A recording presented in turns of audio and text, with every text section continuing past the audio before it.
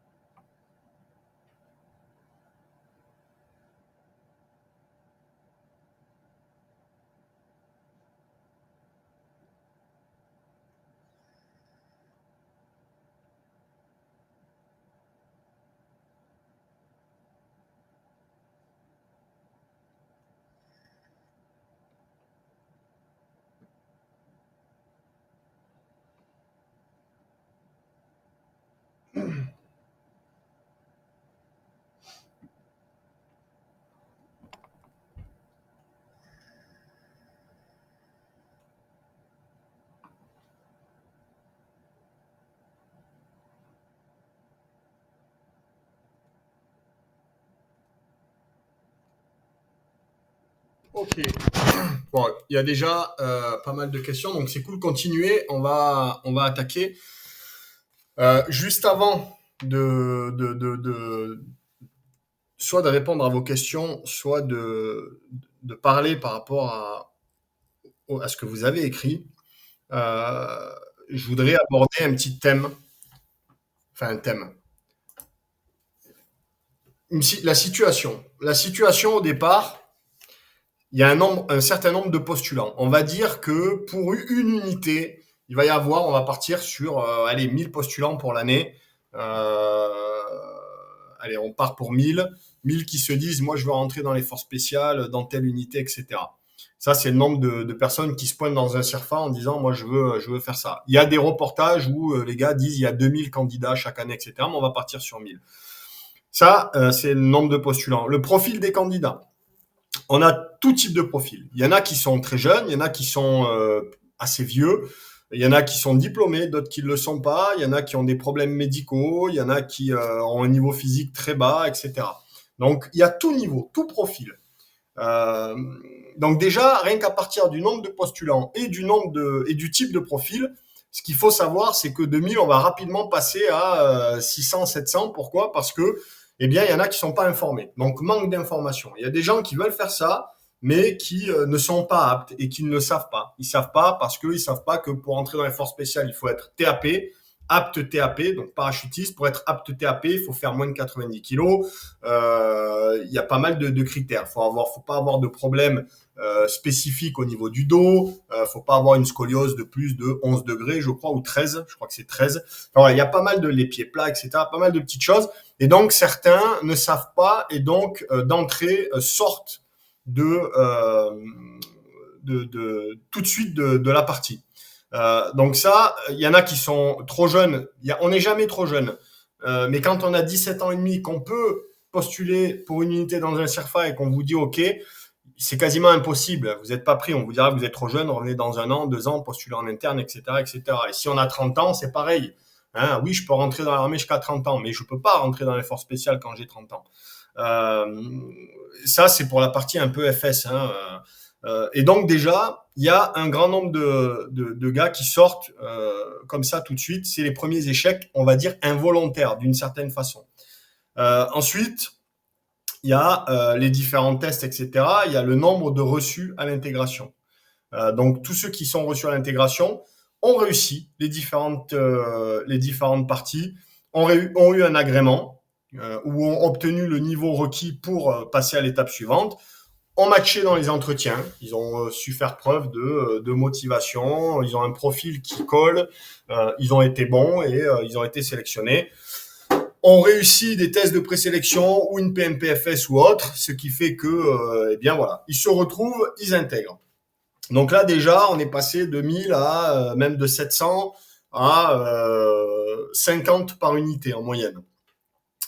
Et puis, à partir de ce niveau-là, comme je le disais tout à l'heure, les points communs sont présents. On se retrouve tout de suite avec des gars qui sont motivés physiquement, etc. Tout match. Ces étapes sont passées et la question, c'est combien vont arriver au bout. Donc, en prenant ce que vous dites, on va pouvoir aborder différents sujets. On commence tout de suite avec un message qui dit « Le mental prime, l'habitude d'être dans le dur, le réel surpassement de soi en dehors de sa zone de confort, mais aussi la personnalité et la réelle envie d'un projet pro bien spécifique. » Alors, tout ça c'est juste, tout ça c'est important, puisque certes on est tous pareils, motivés, on est tous aussi bons plus ou moins physiquement, etc. Mais il y a quelque chose qu'on peut pas mesurer et qui ne sera pas pareil au départ, c'est le mental. En effet, quand on dit que le mental prime, c'est exact, puisque le mental, à partir du moment où on arrive à cette étape-là, il est bien au-dessus de la partie physique. Pourquoi bien au-dessus? Parce que quand je dis bien au-dessus de la partie physique, c'est en prenant bien entendu que les gens qui sont présents ont le niveau requis physiquement. Donc on ne va pas se retrouver avec un gars qui fait 2 tractions. On a forcément des gens qui ont un niveau. Donc le mental sera bien plus important, et ça on n'a pas pu le mesurer spécifiquement avant. On peut le mesurer dans certaines unités. Quand vous passez des tests pour le GI, la deuxième partie de test, on va vous tester sur le mental. Donc, si vous êtes pris pour intégrer la formation, c'est que vous avez réussi cette étape-là. Sur la partie FS, on n'a pas ça. Il n'y a pas un truc où on va vous tester fort mentalement et dire, OK, lui, c'est pas mal, donc on le prend sur la formation. Par contre, c'est la formation qui va vous tester. Et c'est ce qui fait qu'il va y avoir une réduction importante. Donc, le mental, il est essentiel. Le mental, c'est un grand mot. Le mental, ça veut dire quoi? Le mental, c'est, est-ce que c'est la même chose que pour un sportif de haut niveau qui prépare une compétition? Non, c'est pas tout à fait pareil. Le mental doit être donc réalisé de façon spécifique à ce milieu-là. Donc là, on voit dans ce que tu dis une réelle envie d'un projet pro bien spécifique. Bien spécifique, c'est important. Parce que le mental doit être en lien avec ce projet. Un sportif de haut niveau, il va pas se tester à ne pas dormir, il va pas se tester à apprendre des choses en état de fatigue, il va pas se tester de cette façon-là. Lui, ce qui est important pour lui, c'est d'avoir des tips, d'avoir des automatismes mentaux pour se rebooster, pour voilà, plein de petites choses comme ça qui sont très importantes et qui fonctionnent très bien. C'est plus axé sur la motivation, c'est beaucoup de petites choses comme ça. Mais un futur opérationnel, lui, il doit se connaître. Et il doit se connaître, et pour se connaître, il faut se mettre un peu en situation. Et se mettre en situation, c'est se mettre dans l'ensemble des situations. Parce que sinon, on n'est pas en situation. J'entends souvent des gens qui me disent, voilà, moi, j'ai l'habitude de prendre des douches froides tous les jours. Donc je pense quand même que je suis assez rustique. C'est bien, mais tu peux pas dire que tu es assez rustique. J'ai l'habitude de pas beaucoup dormir parce que mon travail fait que je dors pas beaucoup et j'encaisse, j'enchaîne les journées, etc. Donc je supporte assez bien la fatigue. Très bien. Mais là, on est sur des thématiques qui sont isolées. Ce qui est important, c'est comment je suis, qui je suis, quand je me retrouve dans un mixte de tout ça. Dans un mix de je ne dors pas, je ne mange pas tout le temps, je perds mes repères, Je dois apprendre dans cet état-là. Je dois restituer dans cet état-là. Euh, je dois dépasser mes limites dans cet état-là. Et toutes ces petites choses-là vont faire que vous allez sortir de votre zone de confort sous plusieurs thématiques et vous allez apprendre sur vous-même parce que vous allez perdre en lucidité, ce qui est normal. Tout le monde perd en lucidité. On est moins lucide et quand on est moins lucide, on réagit pas pareil. Et c'est intéressant de savoir comment je réagis quand je ne suis plus lucide. C'est ça qui est important. Et si je ne me mets pas en situation, dans ce type de situation, je ne saurais pas. Et si je ne sais pas, pendant la formation, je vais le savoir, mais c'est trop tard. Parce que pendant la formation, c'est comme l'entraînement physique, on en parlera, mais l'entraînement physique, c'est pas quelque chose, c'est pas la réponse, on se la donne pas pendant la formation. Si je suis pas prêt physiquement et que je m'en rends compte pendant la formation que je me suis pas entraîné de la bonne façon parce que ce qu'on me demande, eh ben, j'ai pas la caisse pour le faire, c'est trop tard. Je vais pas pouvoir m'entraîner pendant que je suis en stage. C'est pas possible. Je subis quand je suis en stage. Je subis, je ne sais pas ce qui m'attend, je fais ce qu'on me demande de faire et c'est tout. Donc je ne peux avancer qu'avec mes acquis. C'est la même chose pour le mental. Le mental, il va se forger, contrairement. Hein. Il va se forger, mais si on veut être plus fort que les autres, il faut déjà arriver avec une base solide. Et arriver avec une base solide, c'est avant tout se connaître. Et se connaître, c'est passer par là. Alors, ça ne veut pas dire faire des stages de 3 jours là où vous ramassez pendant 3 jours. Parce que ramasser, c'est bien. Quand je dis ramasser, c'est pas dormir, être exténué physiquement, on vous pousse à bout, etc. C'est très bien. On apprend, on arrive à se connaître. Mais derrière, il faut aller un peu plus loin déjà, parce que ça se limite pas au physique et seulement au physique et à la fatigue. Il faut aller plus loin, puisque comme vous le savez, il y a beaucoup de cours, et c'est souvent ce qui ressort hein, de gars qui disent ouais putain les cours c'est compliqué, il y a beaucoup de choses à apprendre, il faut mémoriser beaucoup de choses, on n'a pas le droit à l'erreur, on n'a pas le droit de faire de fautes de sécurité, etc. Et ça, ben c'est pas dans ces stages comme ce type de stage que vous allez le ressentir, mais c'est surtout que ce que je vais faire derrière, je dois en tirer quelque chose. C'est-à-dire que si je fais des choses juste pour les faire et me dire ah ouais, je me suis rendu compte que c'est pas suffisant. Il faut faire les choses, il faut se rendre compte que, il faut mettre son ego de côté parfois aussi, se dire bah en fait je me rends compte que je suis pas si bon que ça, que là c'est compliqué, etc., etc. Mais qu'est-ce qui est compliqué et pourquoi c'est compliqué? Ça c'est la question qu'il faut se poser. Donc ça c'est un premier point qui est important et qu'on voit avec le programme justement que je vous fais faire pour certains sortir de sa zone de confort, qui est un programme vraiment spécifique à ça, où vous sortez de votre zone de confort à travers toutes ces thématiques-là, et derrière, il y a un gros questionnaire. Il y a de la réflexion, il y a un échange, on va discuter, on va essayer de comprendre, on va voir, et vous apprenez sur vous-même, c'est le retour qu'il y a à chaque fois. Ça, c'est important. Le jour où vous serez en formation, ce que vous allez vivre, vous l'aurez déjà vécu en partie. La seule différence qu'il y a dans ce programme, il y a un plus, un moins. Le plus, c'est que vous êtes seul. Et donc, c'est encore plus difficile. Ça impose une certaine discipline. Et la discipline, on en parlera sûrement, c'est essentiel. Donc ça, c'est un point positif que vous n'avez pas forcément dans la formation, puisque dans la formation, vous êtes en groupe. Qui dit groupe dit cohésion. Qui dit cohésion dit vous êtes amené par le groupe. Et c'est plus facile. Donc, c'est plus dur de faire les choses seul qu'en groupe.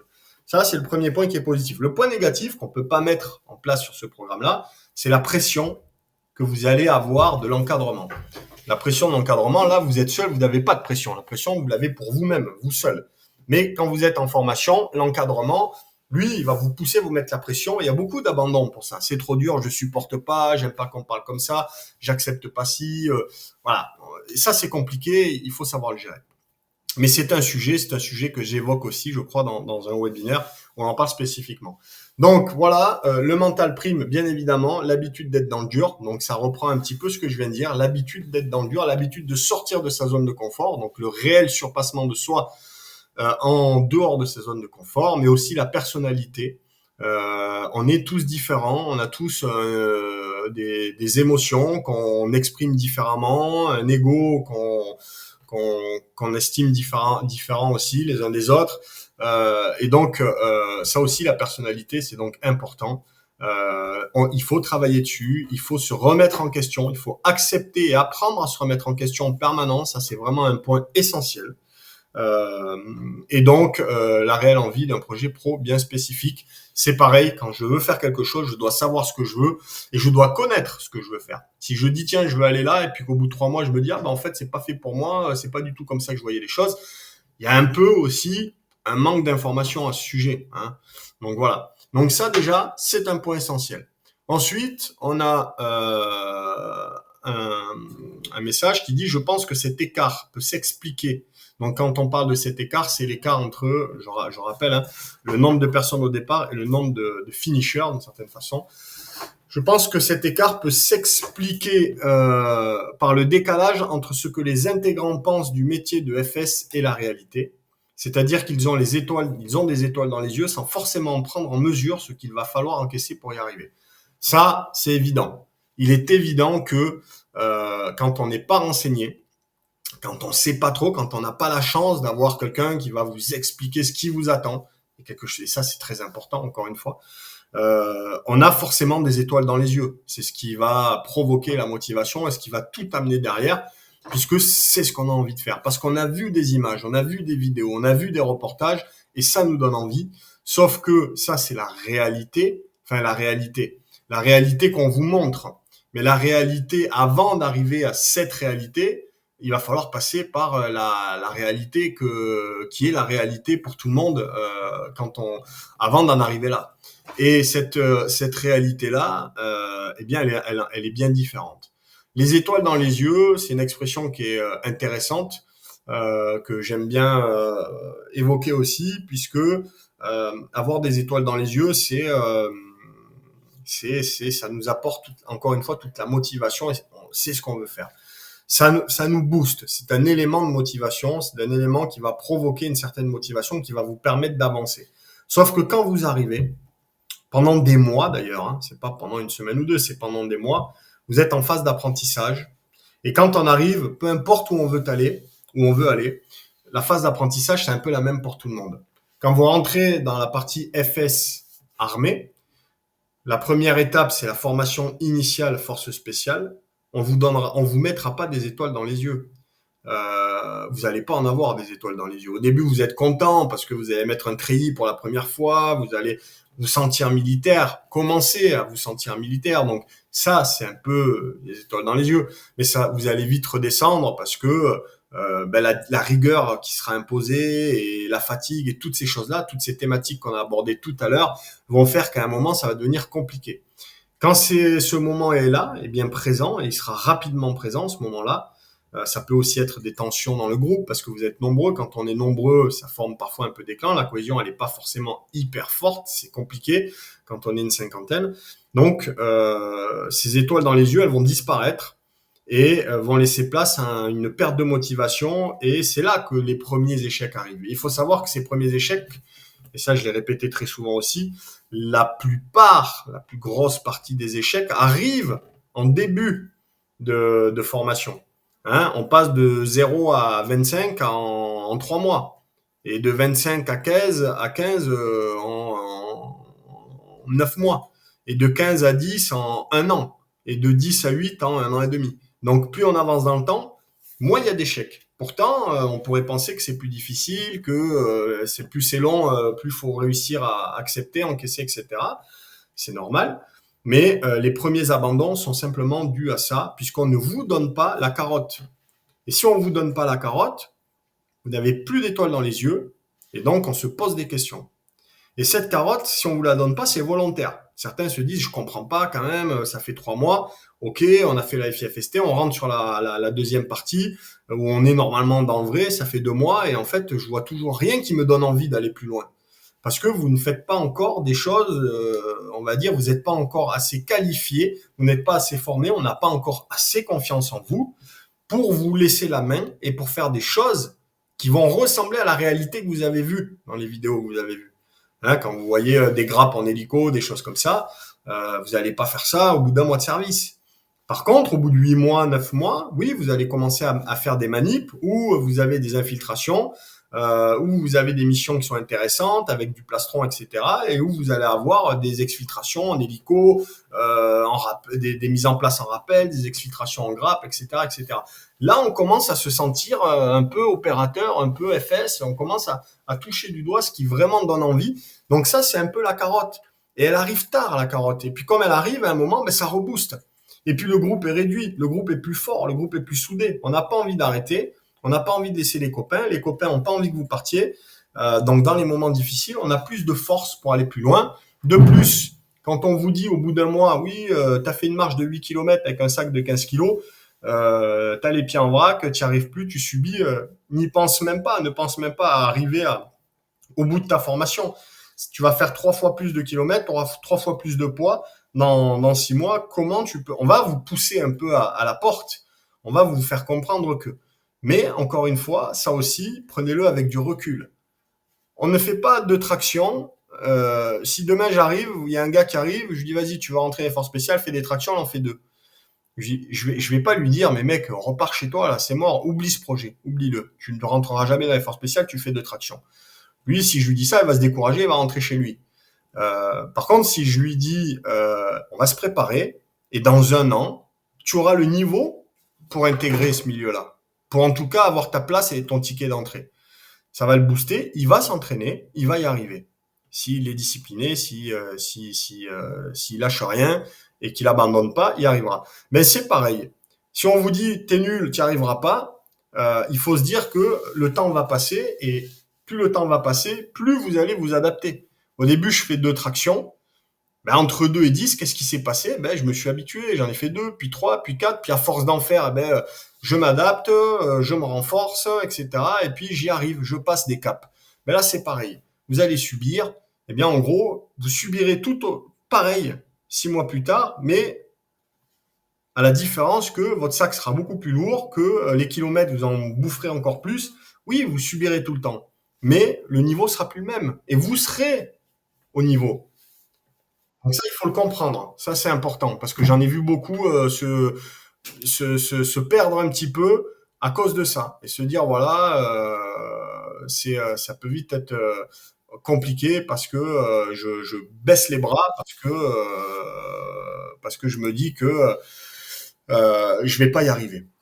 Et il faut pas se dire ça parce que encore une fois, plus le temps passe, vous adaptez à la situation et en fait vous vous rendez compte un jour que bah tiens aujourd'hui j'arrive à marcher tant de kilomètres, à porter un sac de tant de kilos et alors qu'au début je me rappelle je subissais avec un tout petit sac et en marchant à peine. Jordi, je crois que tu as levé la main. Est-ce que c'est maintenant? Est-ce que tu veux prendre la parole ou c'est une erreur de ma part? Tu me dis hein, si tu veux parler ou si tu veux poser une question. Je... C'est good. Bon, en tout cas, tu prends la parole si besoin, tu prends la parole et t'hésites pas. Euh, donc, pour revenir à ça, donc on était sur le décalage entre la réalité et ce que c'est vraiment. Donc, il y a ce que c'est vraiment et il y a tout ce qu'on va faire, on va devoir faire pour arriver à ce moment-là. Donc oui, il y en a qui n'ont pas du tout cette vision-là, qui pensent que voilà, ça va bien se passer, c'est pas trop dur, ça va le faire. Et puis il y a des gens qui pensent comme ça. Autant vous dire que ces gens-là, généralement, ils durent pas longtemps. Et puis il y a ceux qui prennent conscience que ça va être compliqué mais qui vont bloquer parce que encore une fois cette carotte hein, qui doit vous pousser à avancer, qui est un élan de motivation, ben, le fait de pas l'avoir, à un moment ils pensent que ça va être comme ça jusqu'à la fin et ils se disent mais en fait c'est pas forcément ce à quoi je m'attendais et je m'en vais. Et il faut juste être patient et être patient, c'est être discipliné. Parce que ben, vous aurez des pertes de motivation, vous poserez des questions, qu'est-ce que je fous là, pourquoi je suis là, est-ce que c'est vraiment ça, etc. Vous poserez ces questions-là, c'est fort probable, mais si vous passez ces petits caps, à un moment, vous saurez pourquoi vous avez tenu jusque-là et vous le regretterez pas. Personne ne le regrette. Hein. J'ai jamais vu quelqu'un le regretter, terminer sa formation et se dire ouais j'ai fini, mais finalement je suis pas sûr que. Non. Comment savoir si notre motivation est à 100% au départ, s'il te plaît? Alors, comment savoir si votre motivation elle est à 100%? Normalement, en fait, ben, c'est très simple. Alors, je vais répondre par rapport je vais prendre l'exemple du mentoring et de mes élèves. C'est ce qui fait que c'est un élément qui vous permet de mesurer la motivation. Si je prends quelqu'un qui est motivé à 100%, eh bien, c'est un peu vous. Pourquoi? Parce que je vais investir de l'argent pour me préparer. Je vais investir de l'argent pour me préparer. C'est déjà une première chose. Le fait de passer à l'acte de cette façon-là, c'est que je veux vraiment ça. Maintenant, je peux très bien payer 100 balles, 200, 300 balles par mois un mec pour me préparer, etc. Et puis, je fais les trucs à l'arrache et à moitié. Donc là, vous n'êtes pas à 100%. Par contre, si vous prenez quelqu'un que, et c'est pour ça que dans le mentoring, j'essaye de faire tout ça, c'est-à-dire les prépas tous les 15 jours pour avoir des retours aussi souvent que possible. Euh, Faire un retour, c'est ce qui permet aussi de garder une certaine motivation. Si j'ai plus de, je fais plus de retour pendant 3 mois, c'est quelque part j'ai perdu. Moi, je sais que je me dis il a perdu la motivation. Ça fait 2, 3 mois que j'ai plus de nouvelles. Il reviendra, il me dira machin, mais il est dans une phase où il a peut-être perdu la motivation. Je suis plus à 100%. Euh, Si je fais toutes mes séances, que je suis discipliné, tout simplement. Discipliné, c'est faire mes séances, c'est essayer de faire des comptes rendus, c'est essayer d'être présent aussi souvent que possible sur des webinaires. Voilà. Alors je sais que voilà, c'est assez régulier, on parle souvent des mêmes choses, etc. Et puis on a tous des emplois du temps. Mais il y en a, moi je vois, hein, il y en a, ils sont toujours là. Il y en a, j'ai toujours des retours. Il y en a, voilà. Ces gens-là, je sais qu'ils sont motivés à 100%. Je peux pas dire, ouais, lui, il est motivé à 80%. Peut-être que lui peut penser qu'il est motivé à 80%, mais contrairement aux autres, il est largement au-dessus. Hein. Il peut y avoir quelqu'un qui se dit, moi, je suis motivé à 100%, et qui en fait ne l'est pas. Il ne le sait pas, mais il ne l'est pas. Et quelqu'un qui dit, je suis motivé à 80% parce que, et en fait, il est à 100% d'une certaine façon, parce que moi, je le vois. Hein, moi, c'est vraiment quelque chose qui me permet de juger, et je pourrais, au bout de 8 mois de mentoring, prendre une feuille, regarder tous mes élèves et dire OK, et mettre des croix. Et dire à lui, et faire un tableau en disant motivation 100% et réduire jusqu'à motivation 0%, parce que c'est arrivé que j'ai des gars qui me donnent plus du tout de nouvelles et moi je continue à envoyer des programmes, etc. Et un jour je me rends compte que j'ai plus de nouvelles. J'ai plus de nouvelles, pardon. Ce sont des gens qui ont lâché complètement. Autant vous dire que quand on en arrive là, moi pour moi, je parle avec mon expérience, je sais ce qui vous attend, moi. Hein, je l'ai vécu, je l'ai fait vivre, et ça pendant plus de 20 ans. Donc je sais exactement ce qui vous attend, je sais où ça peut pêcher, quand, comment, etc. Tout ça, je le sais, et je le sais très bien. Donc je sais aussi très bien quand quelqu'un a toutes ses chances pour y arriver, et quand quelqu'un, ça sera peut-être compliqué, il va peut-être lâcher en cours ou autre. Donc voilà un petit peu comment on peut mesurer la motivation à 100%. Soi-même, c'est en se disant, OK, je suis discipliné, je suis motivé, j'arrive à garder une certaine motivation, je suis discipliné. Discipliné, c'est très important. La discipline, elle est essentielle. Parce que quand on la perd, la motivation, et vous la perdez, la motivation par moment, et vous la perdrez aussi, eh bien, ce qui va nous permettre de tenir le coup, il y a deux choses. C'est déjà en parler avec quelqu'un, un mentor, en l'occurrence pour le coup vous, moi, en parler. C'est important d'en parler, de pas rester dans son coin, à dire ah, je suis plus motivé et puis voilà, je reste dans mon coin, je fais comme si j'étais. Non, moi je m'en fous, c'est pas pour moi, vous faites pour vous. Moi j'ai fait mes preuves, j'ai fait ce que j'avais à faire. Vous par contre vous devez montrer vos preuves et c'est vous qui avez encore toutes ces escaliers, toutes ces marches à gravir. Moi je l'ai fait et moi je suis là pour vous aider. Moi je juge pas quelqu'un, je suis là pour vous aider. Donc, quand ça va pas, il faut le dire, on s'appelle, on en parle. Voilà. J'ai eu le cas aujourd'hui avec un de mes élèves.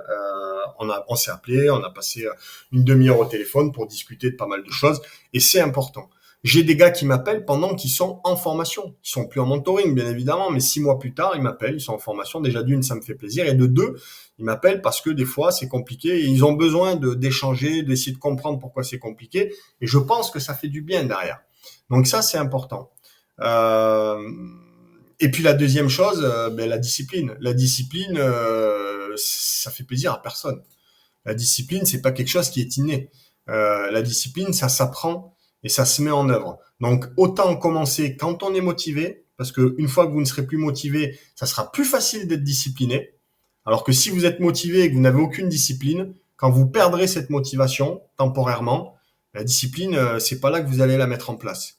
Donc important de se discipliner, d'être discipliné pendant qu'on est motivé, et on est tous motivés au départ, hein, parce que il faut prendre conscience, et la prise de conscience c'est quelque chose que j'évoque en permanence, il faut prendre conscience qu'à un moment, vous allez perdre un peu de motivation, elle reviendra probablement, mais vous allez en perdre un peu, pour plein de raisons différentes, et à ce moment-là, eh bien, il va falloir jouer sur la discipline. C'est-à-dire que je suis peut-être pas motivé, mais je me force quand même. J'arrive à me forcer.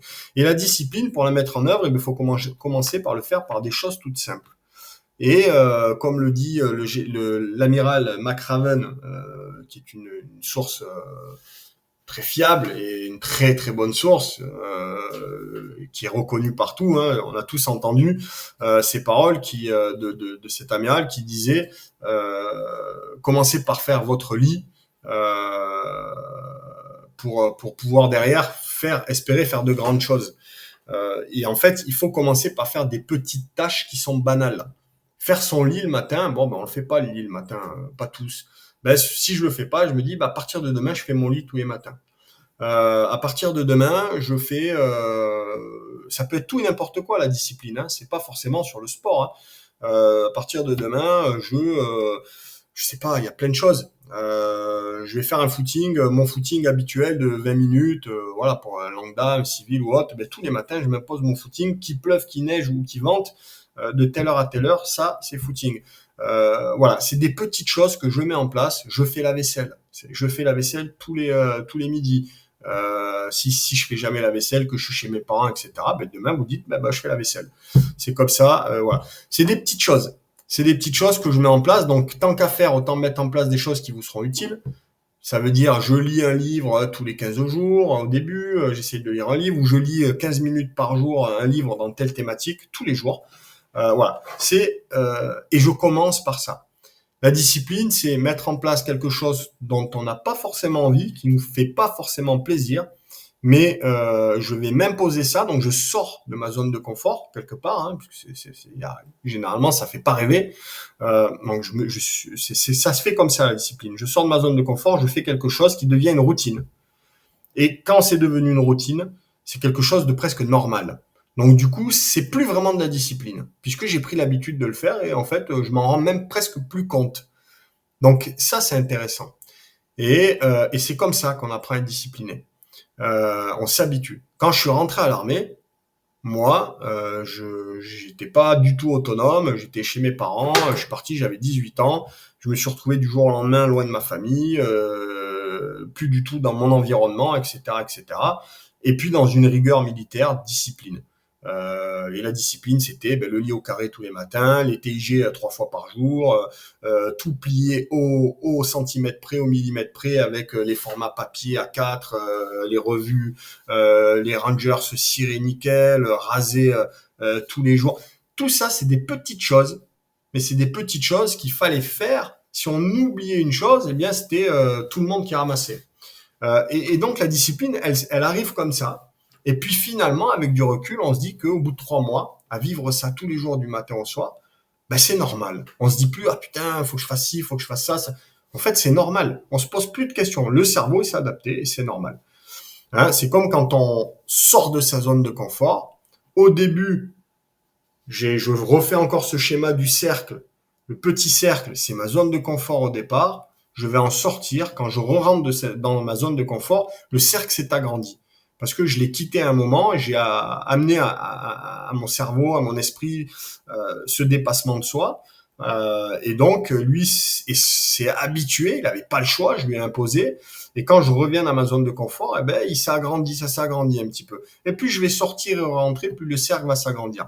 Et au bout d'un moment, le cercle est beaucoup plus grand et on va dire toute la partie intérieure de ce cercle, c'est du confort parce que c'est plus compliqué.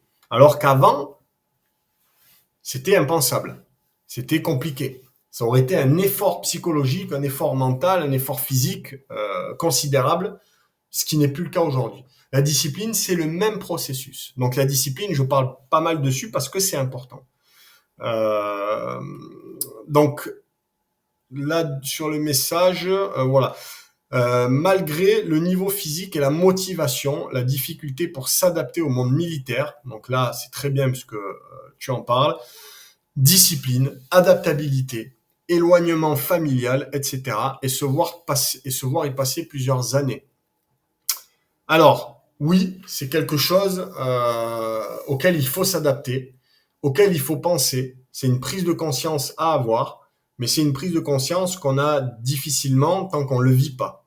Mais c'est déjà un premier pas de prendre conscience de ça, qu'il va y avoir de la discipline, qu'il va falloir s'adapter, changer complètement de routine, et ça on en parle souvent, qu'on va être éloigné de sa famille, de ses proches, on va perdre tous ses repères, on n'aura plus du tout les mêmes repères, et que ça va durer des années. Alors, des années, non.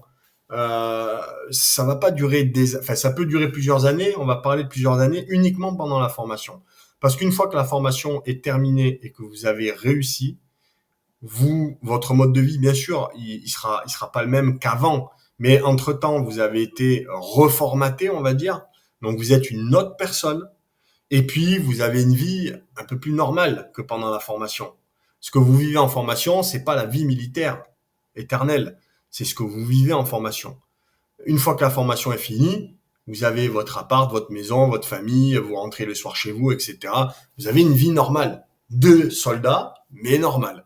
Vous n'êtes plus soumis à une pression permanente, à un apprentissage assez violent permanent, un dépassement de soi permanent. Non, c'est temporaire, mais c'est complètement différent. Donc quand on va parler de plusieurs années, on va surtout parler de plusieurs années ou plusieurs mois pendant la formation. Et oui, pendant cette phase-là, il va falloir être discipliné, il va falloir s'adapter à ce qu'on vous demande de faire, s'adapter aux autres, l'éloignement, voilà, comme tu disais, l'éloignement familial, les repères, etc. Il y a un webinaire où je parle beaucoup de ça, quand j'évoque pourquoi beaucoup d'échecs au début de la formation, au départ dans une formation, pourquoi il y a autant d'échecs. J'en parle pendant plus d'une heure. C'est très intéressant et je vous invite à l'écouter, il est sur la page YouTube. Manque de connaissance de soi, du goût de l'effort, de la résilience, l'abnégation, ces motivations les plus profondes, les raisons pour lesquelles on fait ça. Alors, manque de connaissance de soi. Évidemment, si on ne se met pas en situation, si on n'apprend pas à se connaître avant de se retrouver réellement en formation, ça sera un problème. Ça sera un problème parce que, comme je l'ai dit tout à l'heure, vous allez apprendre à vous connaître pendant la formation et c'est trop tard. Alors, il y en a qui arrivent. Encore une fois, avant, il y a quelques années, on n'avait personne pour nous mentorer, pour nous conseiller, pour nous dire ce qui nous attend, etc. On arrivait tous dans l'inconnu et puis on s'adaptait. C'était clairement la sélection naturelle. Il y a ceux qui arrivaient, il y a ceux qui arrivaient pas, il y a ceux qui arrivaient à tenir le coup. Il y avait un effet de chance, il y avait pas mal de choses. Aujourd'hui, c'est plus difficile parce que les gens se préparent comme ils peuvent, mais se préparent et ont beaucoup d'informations. À la différence, c'est plus facile et plus difficile, à la différence que avoir aucune information, ben voilà, hein, il y a aucune information. Avoir trop d'informations, c'est pas forcément mieux. Parce qu'on peut avoir de mauvaises informations, on arrive, ah, mais on m'avait pas dit ça, je pensais que c'était comme ça, je me suis pas entraîné comme ça, on m'a dit qu'il fallait m'entraîner comme ça, voilà. Et on peut tout faire à côté, être à côté de la plaque, et c'est aussi pourquoi il y a beaucoup d'échecs. C'est une raison pour laquelle il y a beaucoup d'échecs aussi. Donc, le manque de connaissance de soi, oui, c'est une raison d'échec très important. Pour moi, c'est une des plus grandes raisons. Et ça, la connaissance de soi, c'est se connaître, mais c'est aussi se remettre en question et refaire le point. Moi, j'ai refait le point sur moi-même quand j'ai dû quitter ma première unité pour basculer dans l'unité où j'étais ensuite. Donc, pour quitter un domaine FS pour entrer dans un domaine services spéciaux mais opérationnel, j'ai dû faire un peu une introspection. J'ai dû me remettre en question et pas rester sur mes acquis, pas me dire ouais j'ai ça comme formation, j'ai ça comme passé, j'ai ça. Non, oui j'ai ça. Maintenant voilà ce qui m'attend. Est-ce que je suis capable de ça? Sur quoi je dois travailler? Comment je dois être, etc. Où est-ce que quelles sont mes qualités, mes défauts? Oui, c'est vrai que je suis peut-être un peu trop comme ça. Il faut que je travaille sur moi-même, etc. Ça, c'était important. C'est le point de départ. Et ce point de départ, il est essentiel. Et il faut savoir, pour certains, mettre son ego de côté. Parce que quelques années plus tard, en tant que recruteur pour ce type d'unité, j'ai vu des gars arriver avec un ego surdimensionné parce qu'ils avaient fait X missions, qu'ils étaient X surqualifiés, etc. Ils pensaient tout connaître et ces mecs-là, ils n'étaient pas pris. Ils n'étaient jamais pris parce qu'on ne veut pas de gens comme ça. Il y a un vrai problème d'ego. Sans rentrer dans le détail, parce que ça pourrait durer longtemps, ça aussi, la remise en question est très importante. Il faut pas non plus, il faut jouer entre ne pas avoir un ego surdimensionné et ne pas avoir une perte de confiance en soi. Ça aussi, c'est important. Hein. C'est pas parce que faut pas non plus se rabaisser, s'auto-rabaisser. Hein. Il faut essayer de se connaître au mieux possible et d'essayer de détecter où est-ce qu'on est bon, où est-ce qu'on est moins bon, pourquoi, etc. Donc ça, c'est important. Le goût de l'effort, oui, le goût de l'effort, de la résilience, ça aussi, ça s'apprend en sortant de sa zone de confort, en dépassant des limites encore et encore, en se donnant des objectifs de plus en plus difficiles.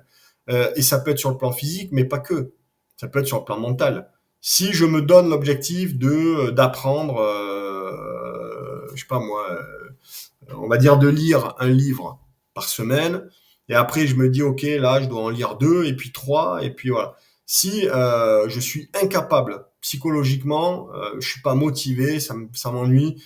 Non, j'en lis un et finalement je vais pas en lire deux. Non, deux c'est chiant, je vais pas en lire deux. Donc je ne passe pas ce cap.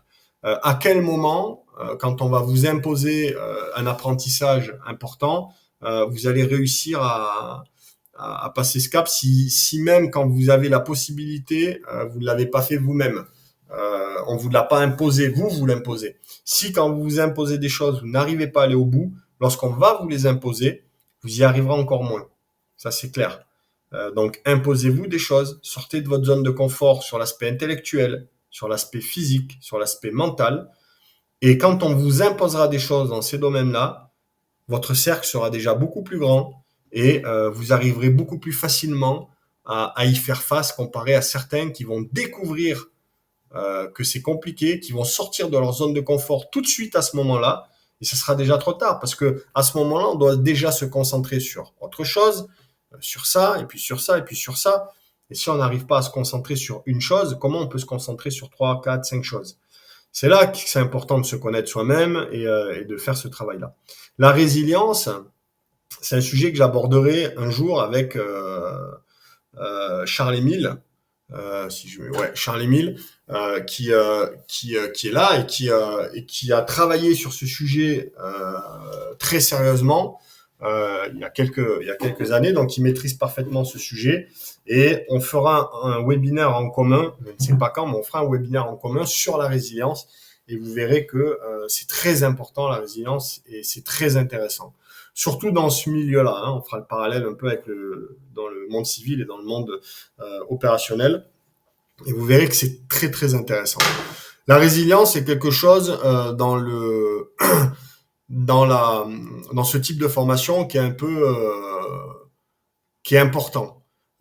On peut voir plein de choses à travers ça, et c'est souvent dans les moments les plus compliqués où on se dit qu'on va arrêter, qu'il faut aller chercher quelque chose qui va nous permettre de passer le cap.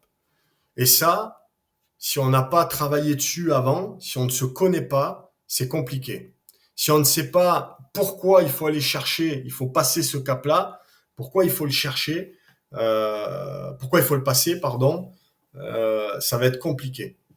Il y a des processus psychologiques qui sont faits dans les formations, qui sont faits pour vous faire arrêter. Je vous donne un exemple, cette fameuse carotte. Moi, je vous donne l'exemple de situations que j'ai vécues, que j'ai fait vivre aussi, où on a des stagiaires qui partent sur le terrain pendant une semaine et qui savent que c'est la fin de la manip. ils ont qu'une envie, c'est que ça s'arrête. Parce que, enfin, c'est de retrouver c'est d'arriver au bout de cette exfiltration et de se dire enfin.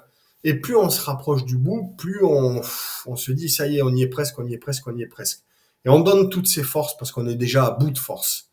Et quand on y arrive, c'est un peu la libération. Sauf que quand vous y arrivez et que vous êtes capturé et que vous partez sur une phase d'interrogatoire, de capture, et que vous savez donc pas, vous savez que ça va être l'enfer, vous savez que ça va être long, mais vous ne savez pas combien de temps, et vous savez que ça va être encore pire que ce que vous venez de vivre, et qui était déjà presque impossible. Vous terminez, c'est très très difficile. Donc en fait, vous arrivez vers une carotte et au dernier moment, on vous l'enlève. C'est comme quand vous arrivez d'une marche de nuit, pour faire plus court, plus simple, où vous êtes exténué, parce que vous n'avez pas dormi depuis longtemps et vous êtes fatigué, etc. Et vous arrivez dans le camion, et puis le camion démarre, et là vous vous relâchez, et au bout de 20 secondes, il s'arrête, vous descendez, on vous dit vous rentrez en courant, il y a 10 bornes, 15 bornes, etc. Et vous savez pas encore si on va pas vous donner encore un truc après. Donc là aussi, on vous donne la carotte, et on vous l'enlève. Quand vous êtes prêt à l'attraper, on vous la récompense, on vous l'enlève. Et donc ça, psychologiquement, normalement, c'est ce qui fait que, bam, ça vous finit, quoi. Parce qu'on trouve les forces jusqu'au moment d'attraper la récompense, on a puisé dans ses ressources les plus profondes, et au moment où on vous l'enlève, j'ai plus de ressources. J'en ai plus. Et dans ces moments-là, bien souvent, on est vraiment à bout, on n'en peut plus. Bien souvent, et ça c'est quelque chose de personnel, mais que je constate chez beaucoup, hein, par expérience, je l'ai vu, et ça a été mon cas, etc. La force, la plus grande force que vous pouvez avoir en vous, au fond de vous, généralement, c'est une faiblesse qui vous ronge. C'est-à-dire que, je vais vous donner des exemples. Un élève, par exemple, qui était dans cette situation-là, qui m'a raconté, hein, et ça je l'ai eu plusieurs fois, et j'ai déjà dit d'ailleurs, qui était dans cette situation-là et qui m'avait dit voilà, moi là j'en pouvais plus, et en fait ce qui fait que j'ai réussi à aller chercher des forces que j'aurais jamais cru trouver, c'est qu'à ce moment-là j'ai pensé à mon frère, à son petit frère qui était décédé d'une maladie quelque temps avant, et en fait c'était donc un poids, hein, c'est un poids, c'est quelque chose qu'on traîne, qui est très personnel, qui est très au fond de nous, et qui nous aide pas forcément au quotidien, mais dans cette situation-là, c'est finalement ce qui lui a permis d'aller plus loin.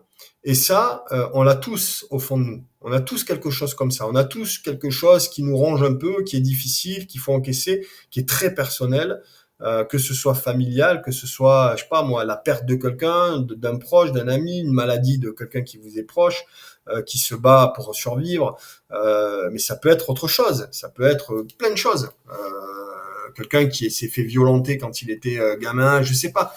Il peut y avoir plein de choses. On a tous un petit truc comme ça, bien souvent, qu'on n'évoque pas, qu'on garde bien profond pour nous, qui n'est pas dans la case joyeux, mais justement, ce truc-là, il doit vous servir à passer, à passer ces caps qui vous paraissent impossibles.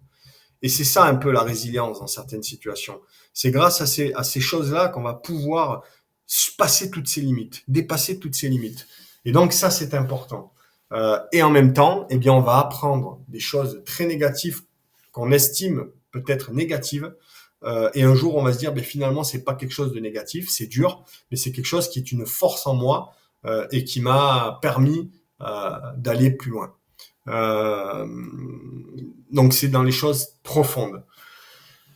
Voilà, pour répondre un peu à cette question-là. Ensuite, question suivante. Une fois que la formation stage est commencée, le niveau physique est mis à zéro, ça devient dur mentalement, et dans le dur, la motivation n'est plus souvent là.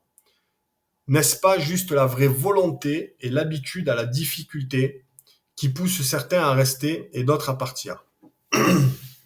Alors, pour reprendre un peu ça, quand on attaque la formation, le niveau est mis à zéro puisque on se retrouve tous fait à zéro. Oui, ça dépend où on va, mais euh, on arrive à un niveau similaire pour tout le monde et ça devient dur mentalement déjà généralement très rapidement. Dès qu'on est dans le dur, la motivation elle est pas toujours là. En tout cas, au bout d'un moment, oui, elle n'est plus là. Et donc tu te demandes si c'est la vraie volonté, l'habitude à la difficulté qui pousse certains à rester, d'autres à partir.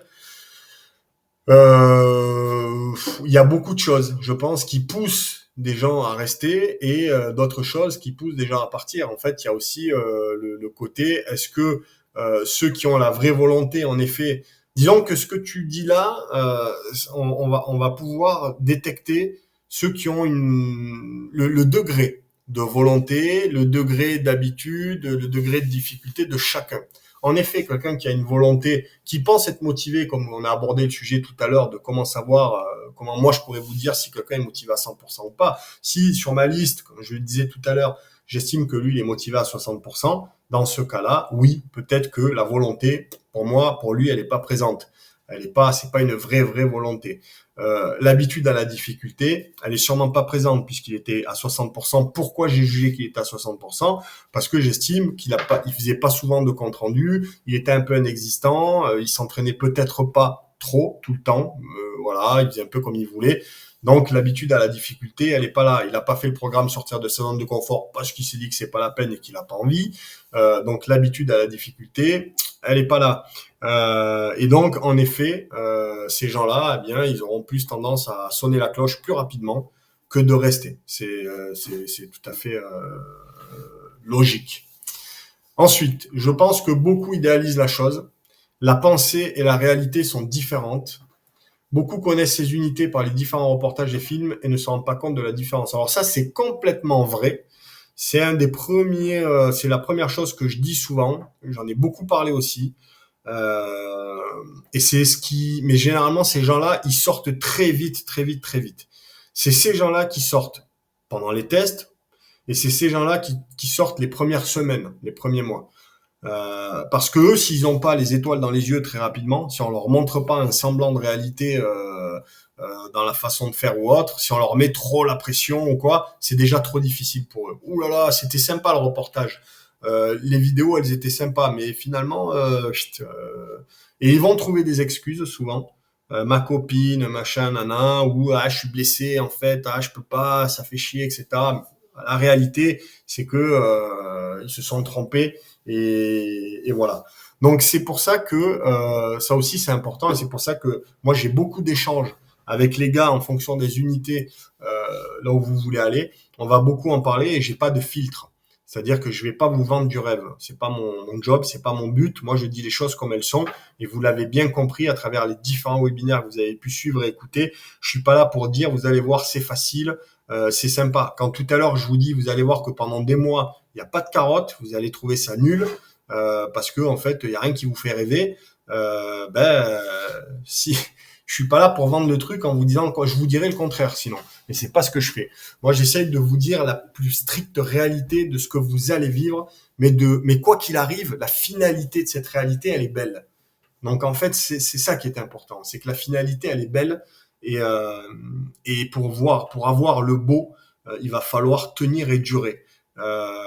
Être et durer, hein, comme cette devise. Et donc, en effet, il y en a beaucoup qui voient une vidéo sympa, beaucoup de, je vais pas dire de propagande, mais beaucoup de communication, parce que la communication, ça sert à ça. La communication, on vous montre ce qui est beau, ce qui donne envie, ça donne envie. Mais la réalité, elle est complètement différente. Elle est complètement différente. Oui, la réalité, elle est ce qu'elle est au moment où vous avez réussi. Et si on prend, vous avez réussi et vous faites le job et vous vous rappelez, vous voyez les vidéos qu'on montre, les vidéos où on viendra vous filmer pour vous dire, les gars, il faut faire un clip de communication. Vous allez dire, ok, bon, on va faire ça, ça rend bien, ça rend bien, ça rend bien. Déjà, vous allez prendre ce qui rend mieux pour la communication. Donc voilà. Donc on enlève déjà ce qui rend moins bien, ce qui est peut-être un peu moins intéressant, ce qui donne moins envie, etc. On enlève. Mais pourtant, c'est bien présent dans la vraie réalité. Hein. Euh, alors imaginez tout ce qu'il y a eu avant pour arriver à ce stade de je suis breveté et je vais vous montrer ce qui est sympa. Et avant d'être ne serait-ce que de dire je suis breveté, il y a eu toute cette phase qu'on évoque et qui est le sujet de ce soir, qu'on a déjà évoqué plein de fois, qui, autant vous dire, ne vous fera pas beaucoup rêver pendant longtemps au début, puisque c'est comme tout. Avant d'être, je sais pas moi, avant d'être chirurgien dans un domaine qu'on a envie, ou on a envie d'être chirurgien, je sais pas moi, cardio, ou j'en sais rien. Ça vous passionne, le mec est passionné, et les mecs sont passionnés, hein. Quand on fait ce métier-là, on est passionné. Autant vous dire que les années qui se sont tapées en fac de médecine, etc., je pense que ça les a pas passionnés.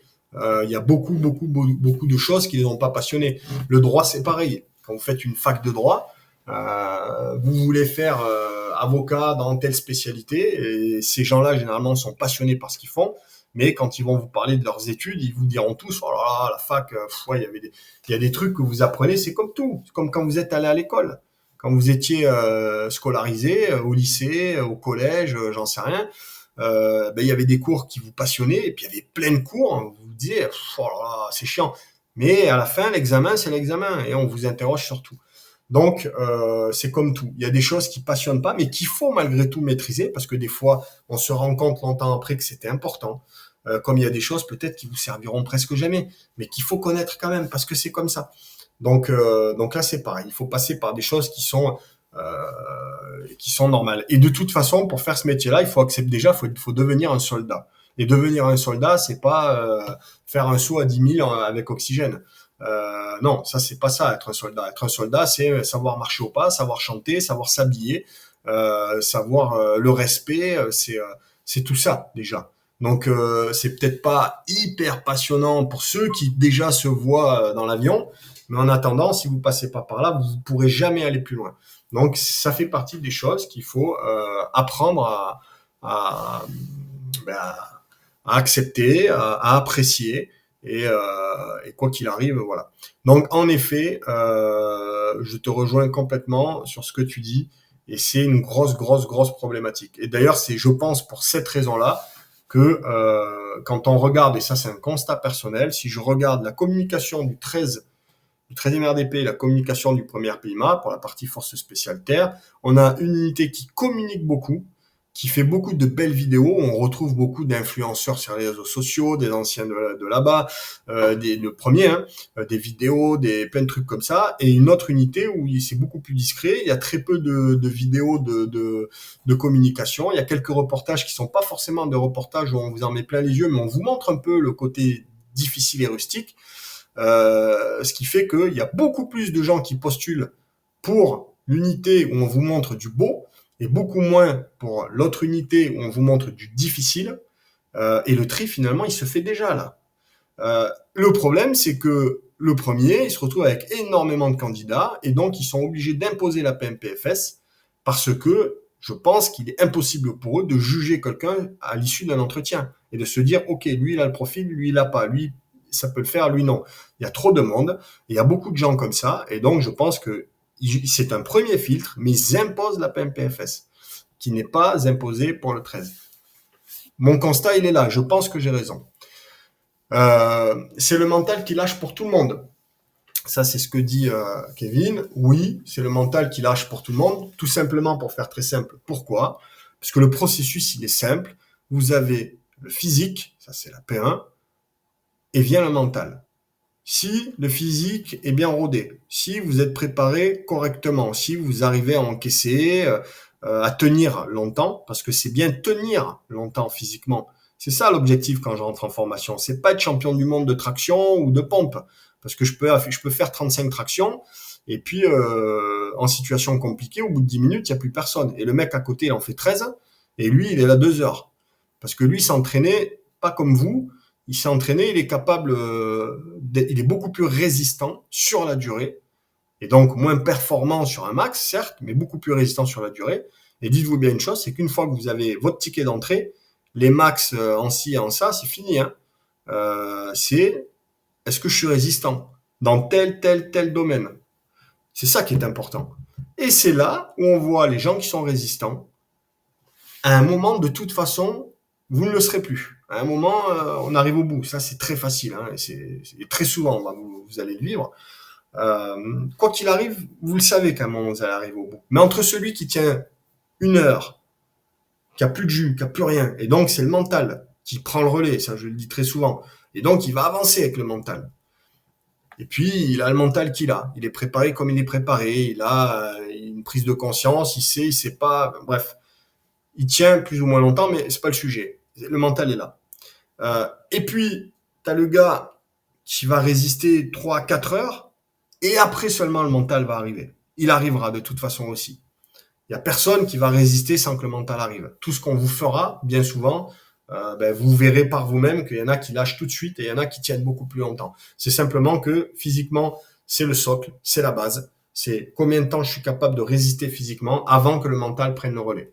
Donc c'est pour ça que la prépa physique spécifique à la formation, à l'opérationnel. Et c'est pour ça que moi, je parle de prépa physique opérationnelle et j'en parle uniquement quand on le met en place et pas avant. Avant, c'est pas de la prépa physique opérationnelle. Et c'est pour ça que ça va pas plaire à tout le monde.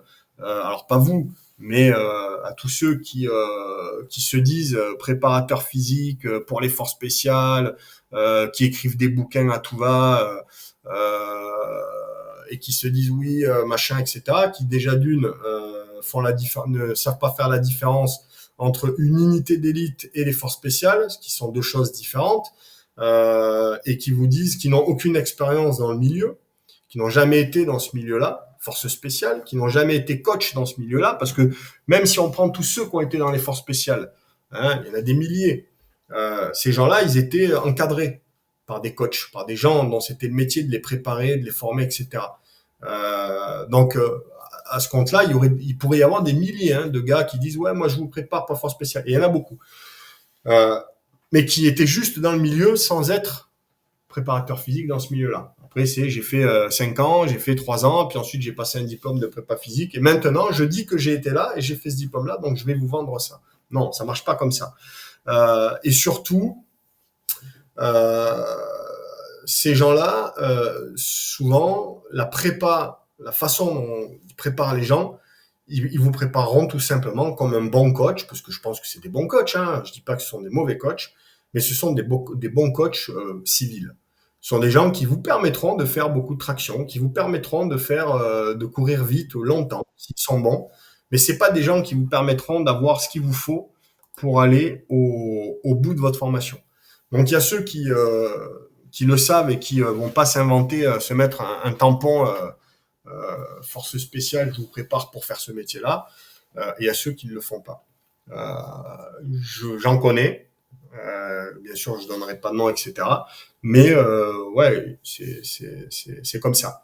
C'est le jeu et c'est comme ça, il faut l'accepter. Mais en tout cas, des fois, ça fait un peu, c'est dommage parce qu'on se dit il y a des jeunes qui passent dans les mains de ces gens-là et qui vont réussir à intégrer. Hein. C'est fort probable. Hein. S'ils se démerdent bien aux entretiens, parce que bien sûr on les forme pas, on les prépare pas, ça sert à rien, on leur dira. Mais si jamais ils se débrouillent, qu'ils arrivent à avoir leur ticket d'entrée, il y en a pas beaucoup qui sortent généralement, hein, parce que ces gens-là, ils résistent pas, ils ont rien.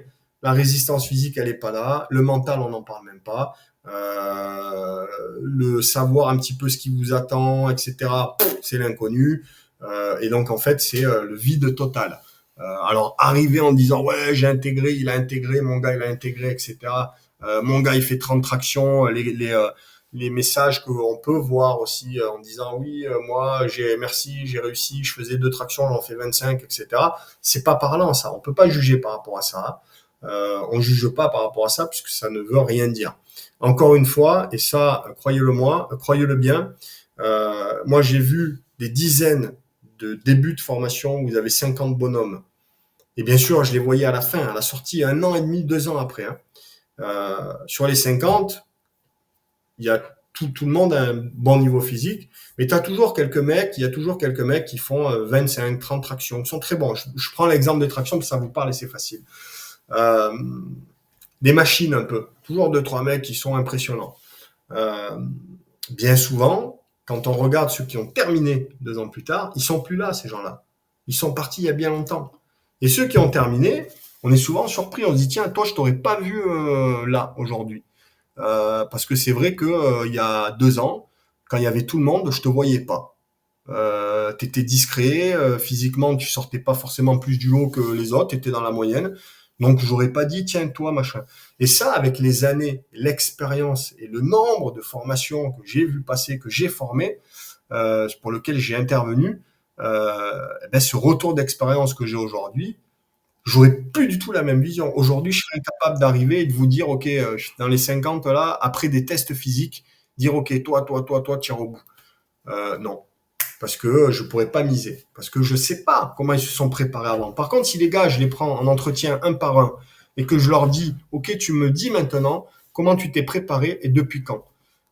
Et que le gars me dit, voilà, moi je me suis préparé comme ça, voilà un peu comment je m'entraînais depuis tant de temps, etc. Et aujourd'hui, je fais tant de traction, etc.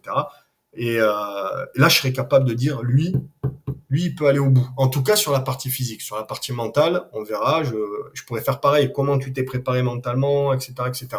Je pourrais dire, et c'est ce que je fais avec mes gars. Alors, c'est pas ce que je vous dis, mais moi, je le fais systématiquement. Hein, quand j'ai 10 mecs qui intègrent, là, j'en ai 10 qui ont intégré, qui intègrent 10 ou 12 qui intègrent le 13 en septembre. L'année dernière, j'en avais 22 qui ont intégré.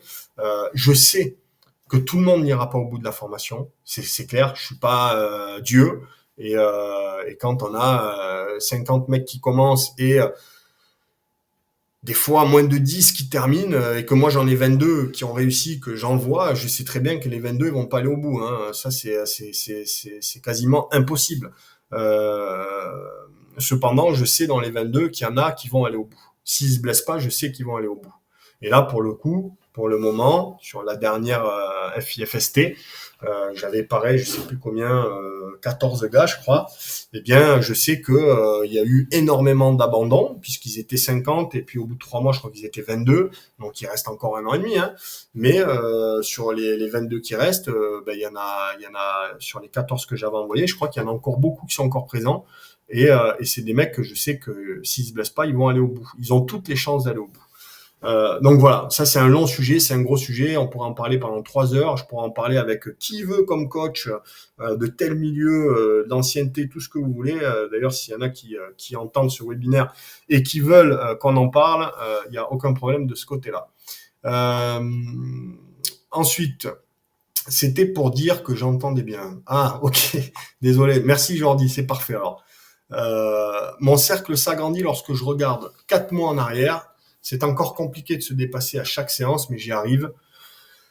Mais ce que je voudrais savoir, c'est comment je vais réagir lorsque je vais stagner. Alors, déjà, il ne faut pas chercher forcément à se dépasser à chaque séance, puisque quand on est sur une phase d'entraînement, il y a des séances où on va se dépasser. Il y a des séances où on ne cherche pas forcément à se dépasser, mais à tenir sur la durée sans forcément aller trop loin. Ça, c'est juste quand on va parler d'intensité en fonction des séances ou pas que vous avez. Cependant, euh, à travers le programme sortir de sa zone de confort, à travers certaines séances que tu as pu faire ou tu dois te dépasser, en effet, tu te rends compte que au bout d'un certain temps, ben, tu vois que tu arrives à te dépasser toujours et encore plus loin. Maintenant, comment tu vas réagir quand tu vas stagner? Eh bien, quand on stagne, on réagit déjà. Avant de réagir, il faut savoir pourquoi on stagne. Euh, Parce que oui, à un moment on stagne. Je veux dire, à un moment, voilà, on a atteint un certain niveau, eh ben, on grappille des centimètres, on grappille des quarts de rep, parce que voilà, sinon si on stagnait pas, on ferait tous des centaines et des centaines de reps ou des chronos, on battrait des records du monde. Donc oui, à un moment on stagne. Maintenant, il y a plusieurs phases de stagnation. Je crois qu'on dit ça comme ça. Pardonnez-moi si j'ai dit une connerie. Mais il y a plusieurs phases puisque bien souvent, moi, je vois des gars qui me disent ouais, là en ce moment, je stagne, etc. Ok, tu stagnes. Euh, Est-ce que tu dors bien? Tu bosses comment en ce moment? C'est quoi ton taf là? À la maison, comment ça se passe? Physiquement, est-ce que tu as tes courbaturés? Est-ce que tu sens que quand tu vas faire tes séances, tu as souvent les jambes lourdes? Il y a plein de critères qui font qu'on est peut-être tout simplement en surentraînement. Donc, il suffit de relâcher pendant quelques jours et ensuite, ça repart. Et on reprend. J'ai eu le cas récemment avec quelqu'un qui était en surentraînement. Il m'en a parlé. Je lui ai dit, c'est du surentraînement, je pense. Tu relâches. On a relâché un certain temps. Il est parti une semaine s'aérer, etc. Il a repris et il me dit direct, écoute, j'ai battu tous mes records en max en faisant presque rien cette semaine. Tout simplement, ton corps avait besoin de récupérer pour pouvoir repartir. Il y a beaucoup j'ai vu des mecs, j'avais un gars une fois qui lui s'entraînait, me disait oui, alors je devais l'avoir en prépa, mais je l'ai pas eu. En tout cas, je l'ai eu pas longtemps et je l'ai pas pris parce que ben, moi je posais mes conditions, je posais mes programmes. Et lui me disait, non, non, mais moi je m'entraîne 3-4 fois par jour, à 6 heures du match à la piscine, après là je vais courir 1 heure et demie, après je fais ma séance de ci, après je fais ça, et tous les jours.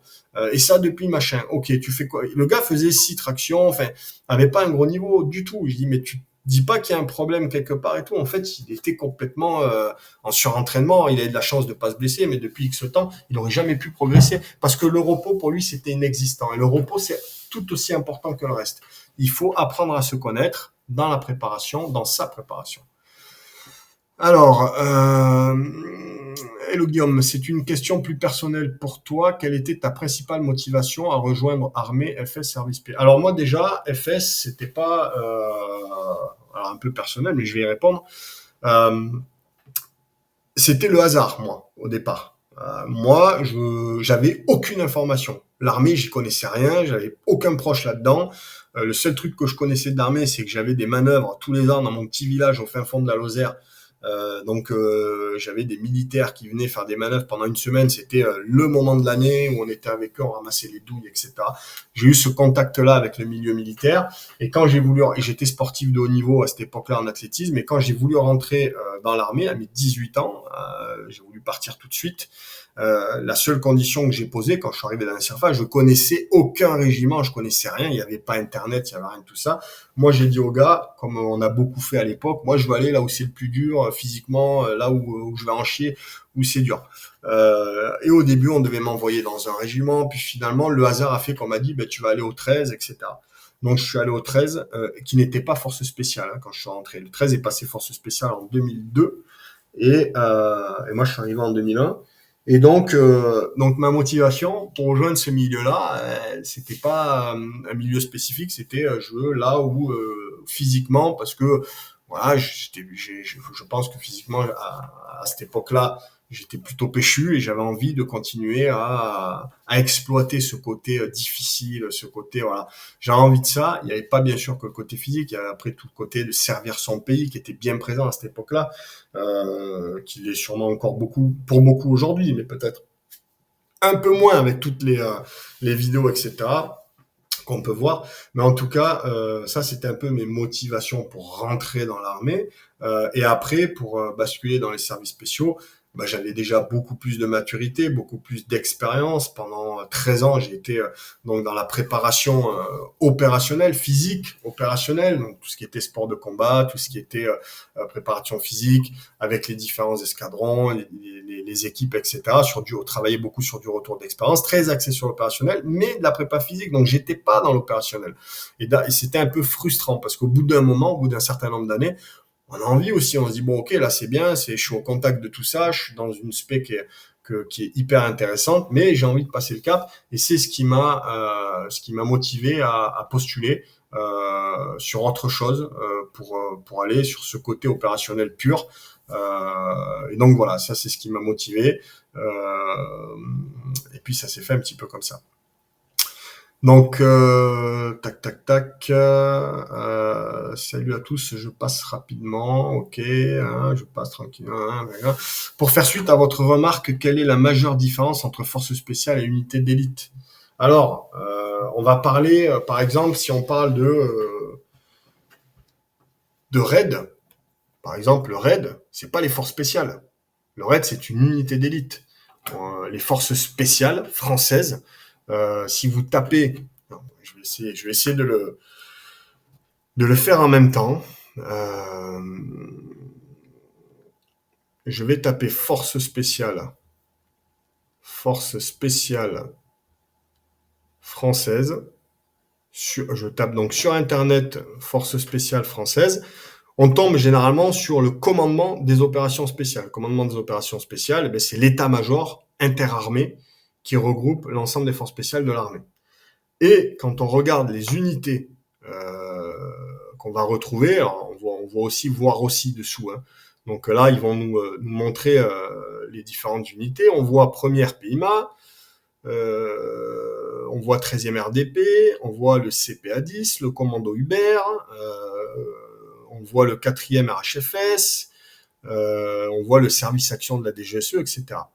Ça, ce sont les forces spéciales. Si vous regardez quelles sont les forces spéciales françaises, on vous dit les commandos marines, le 1er RPIMA, le 13e RDP, le CPA-10, le SA, donc service action de la DGSE, donc les services spéciaux.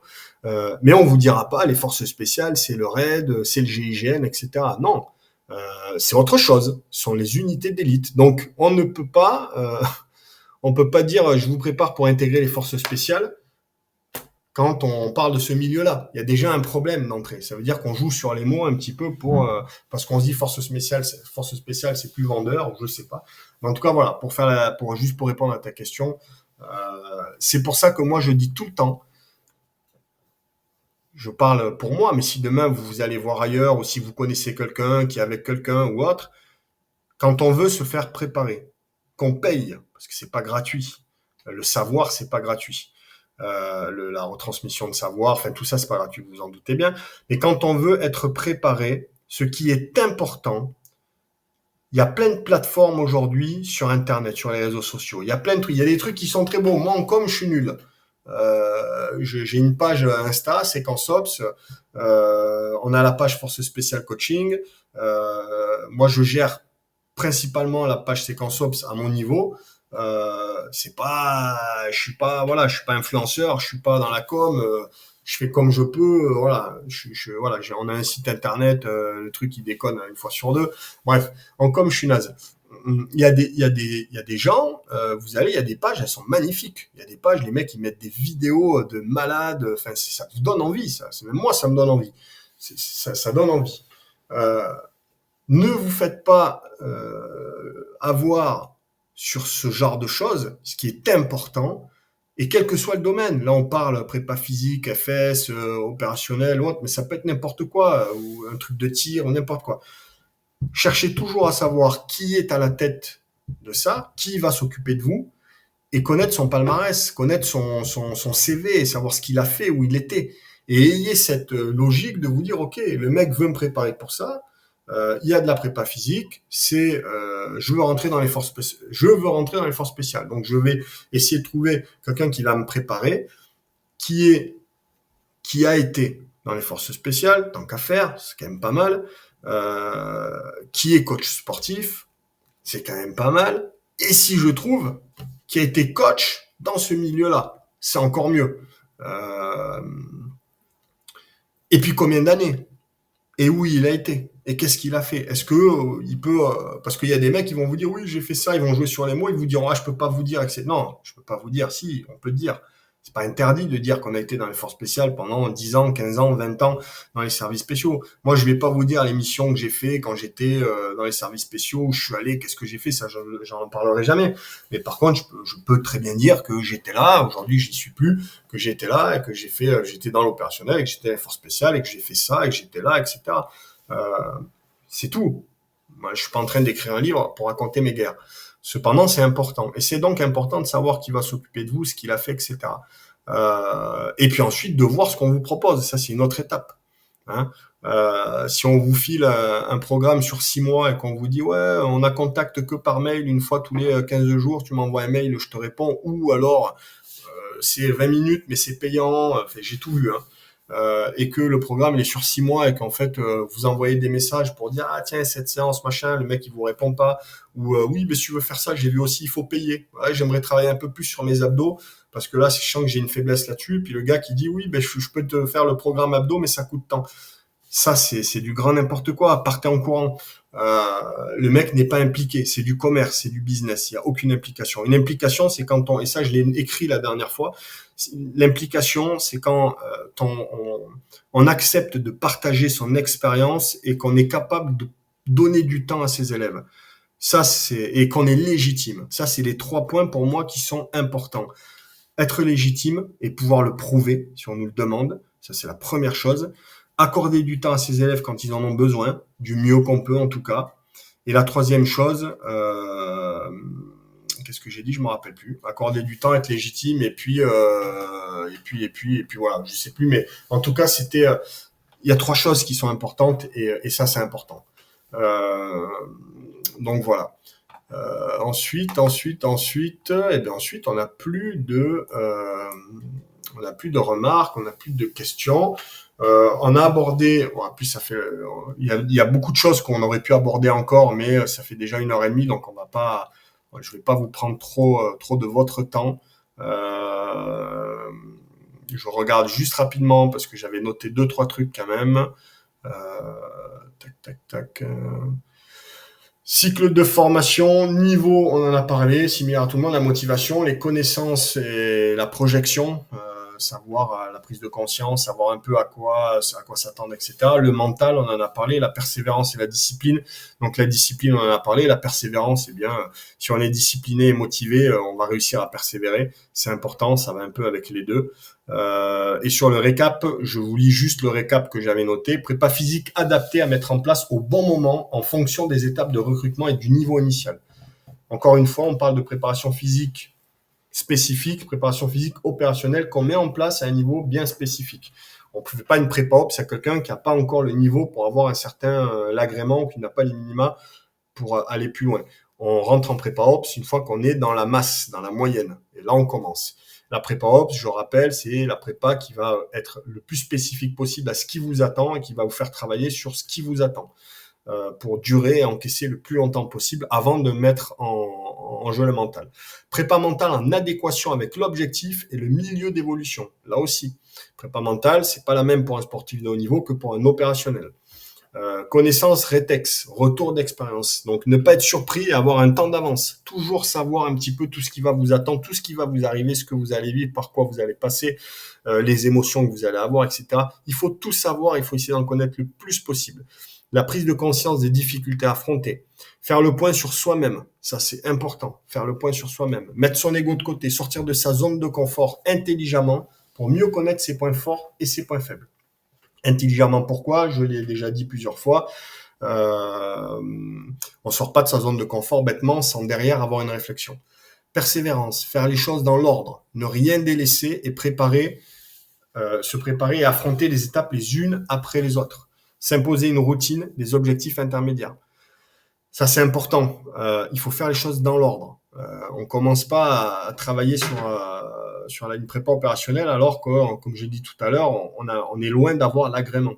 On fait les choses par étapes. Il faut pas avoir. On a un objectif final. On va commencer par affronter les étapes par étapes. Vous avez des entretiens à passer. Il faut travailler les entretiens. Ils doivent être tout aussi importants que ce que vous allez avoir après et ce que vous avez eu avant, parce que c'est une étape qui peut vous sortir. Chacune des étapes est importante, donc il faut toujours avancer étape par étape, surtout quand on les connaît ces étapes. Et bien évidemment, il faut tout faire pour les connaître, sinon ça va être compliqué avant même de commencer. Faire alors, j'en suis où moi? Hop, voilà, ne rien délaisser et préparer et affronter les étapes les unes après les autres, ok. S'imposer une routine. Donc ça aussi, la routine, il va falloir s'imposer des routines. En fonction de ce que vous préparez, faites le point sur vous-même. Dites-vous, OK, là, je prépare les entretiens. J'ai une fiche pour préparer les entretiens. J'ai 1 mois pour les préparer avant qu'on s'appelle, on va passer 1 heure au téléphone ou plus. Eh bien, cette fiche, j'ai des thèmes de géopolitique un petit peu à travailler, j'ai des questions très personnelles. Eh bien, tous les jours, pendant 20 minutes, je vais lire des livres sur tel thème. Tous les jours, pendant 15 minutes, je vais essayer de travailler sur telle question, etc., etc. Imposez-vous un rythme, une routine, et vous allez voir que ça va, vous allez cocher la case discipline, puisque vous imposez quelque chose que vous n'avez pas l'habitude de faire. Donc, vous cochez une case inconsciemment, et puis vous travaillez. On travaille toujours petit à petit, un peu tous les jours, et c'est pas, tiens, je vais travailler toute la journée aujourd'hui, du matin au soir, et puis pendant 2 semaines, je fais plus rien. Et puis donnez-vous des objectifs intermédiaires, mais ça on le fait systématiquement. C'est pour ça que le mentoring pour moi c'est important, parce que dans le mentoring, on va se poser des objectifs. Quand on se dit tiens, on va faire le programme sortir de sa zone de confort, tiens, tu vas faire le défi 5-15. Et des fois moi je vous demande, si vous avez à long terme un objectif, je vais vous dire ok, bon mais toi t'as encore le temps. Est-ce qu'il y a une activité que tu pourrais faire un défi? Ouais, mais tiens, je vais faire le Mont Blanc cet été. Fais le Mont Blanc cet été, ça match. Je vais faire un semi-marathon. Fais un semi-marathon. Je vais faire un trail. Fais un trail. Après, si vous me dites, je vais faire, je sais pas moi, la course de les 10 kilomètres des vignobles où tous les 300 mètres vous avez dégustation de vin, je vous dirais bon, trouve-toi un autre objectif. Mais en tout cas, en fonction des objectifs que vous allez me donner, on va, ouais, vous pouvez rire parce que je l'ai déjà vu ça. Mais bon, ça sera pas un objectif intermédiaire, mais par contre, ça peut être un bon délire. Et je vous inviterai à le faire aussi. Il faut aussi décompresser comme on peut. Euh, donc voilà, discipline. Prendre conscience que la discipline ne sera pas une option pendant la formation. Ça, c'est bien important. C'est pas une option pendant la formation. Et que cela s'apprend et s'apprivoise. Donc j'apprends à être discipliné et puis j'apprivoise. J'arrive à accepter, à réussir à accepter être discipliné. Commencez maintenant à travers de petites tâches ciblées. La discipline est le fil conducteur entre le point de départ et l'objectif final. J'ai un point de départ et un objectif. Il va y avoir des hausses de motivation, des pertes de motivation. Ça va faire ça. Si la discipline, elle est présente, vous allez toujours rebondir. S'il n'y a pas de discipline, quand vous allez chuter, vous pouvez chuter tout au fond et ne plus remonter. Encore une fois, la discipline, il faut la travailler quand on est dans la motivation et pas se dire « Ah, il faut que je sois discipliné, je suis plus motivé. » Mais par contre, je l'ai jamais été. Ça va être compliqué, il faut une double motivation. La discipline est le seul élément qui peut vous permettre de garder le cap lors d'une perte de motivation. Même si c'est pas quelque chose de facile, mais c'est peut-être le seul truc qui pourra vous permettre inconsciemment de garder le cap parce que vous êtes plus motivé. La perte de motivation, j'en parle aussi sur un webinaire, je crois. C'est quelque chose qu'il faut pas avoir peur. Faut pas avoir peur d'avoir une perte de motivation. Hein. Ça arrive à tout le monde et ça vous arrivera. Et ça vous est arrivé, j'en suis sûr. Et il y en a pour qui c'est le cas en ce moment. Donc c'est des choses qui arrivent en fonction de la saison de l'année, en fonction de votre vie personnelle, de l'environnement au travail, de l'environnement personnel. D'un objectif beaucoup trop loin ou autre, et bien à un moment je ne suis plus motivé, j'ai plus envie, je me pose des questions. Et moi j'aime bien quand on me le dit parce que très souvent j'ai des gars qui me disent voilà bon Guillaume en ce moment j'ai un peu une perte de motivation et on en parle. On essaie de savoir pourquoi et le fait d'en parler ça fait du bien. Alors je suis pas psychologue mais je pense que je pourrais l'être dans ce milieu-là bien entendu voilà dans cette thématique-là parce que j'aime bien et je trouve ça très intéressant. De pouvoir essayer d'apporter un soupçon de reboost, de remotivation. Je trouve ça intéressant. Voilou. Eh bien, écoutez, je crois qu'il n'y a plus de questions. J'ai enregistré ce webinaire parce que certains me l'ont demandé. Si ça a bien fonctionné, alors je le mettrai sur YouTube. Malheureusement, il y aura peut-être 2 minutes où il n'y a rien. Quand je vous ai dit, je coupe les micros, j'ai oublié de mettre sur pause. Encore une fois, je vous dis que j'étais pas un cador de tous ces trucs-là. Mais en tout cas, voilà, si vous voulez les réécouter, il sera dessus. On a abordé pas mal de sujets et surtout des petits sujets qui sont... Moi, en fait, ça me fait rire parce que vous vous marrez et je vois les têtes avec les émoticônes là et ça me fait sourire. Même si je vous entends pas, donc c'est cool. Et donc, qu'est-ce que je voulais dire par rapport à ça je sais plus. Je suis fatigué moi aussi. Ça se coupe au montage, mais ouais, je fais pas de montage moi. Je fais, j'envoie direct, c'est trop long après parce que j'ai pas de connexion internet et c'est trop la galère. Enfin, j'ai pas une grosse connexion et c'est trop la galère pour faire un truc. Bref, je vous raconte ma vie. Mais voilà. Sur ce, merci d'avoir été présent. Vous étiez 23, vous êtes 23. Donc encore une fois, vous arrivez, vous êtes encore plus nombreux à la fin et personne ne s'en va. Donc déjà, ça fait plaisir. Merci de votre implication ce soir et puis les autres fois. Et puis voilà, je vais pas vous dire 50 000 merci, mais c'était bien sympa. Et puis, n'hésitez pas si vous avez des idées, des thématiques de webinaire ou autres pour les prochains. On en parlera et on mettra ça en place tranquillement. Allez, bonne soirée à tous et à très vite. Allez, salut les gars, ciao, ciao.